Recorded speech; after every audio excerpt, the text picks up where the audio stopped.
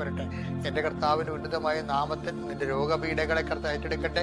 നീ കഴിക്കുന്ന മരുന്നുകൾ, നീ ഡെയിലി കഴിക്കുന്ന, തുടർച്ചയായി കഴിച്ചുകൊണ്ടേയിരിക്കുന്ന മരുന്നുകൾ നിന്റെ ജീവിതത്തിൽ നിന്ന് എടുത്തു മാറ്റാൻ നിന്റെ ദൈവം നിന്നെ അനുഗ്രഹിക്കട്ടെ. നിന്റെ വലിയ ശബ്ദത്തിലേക്ക് ആവശ്യിക്കട്ടെ.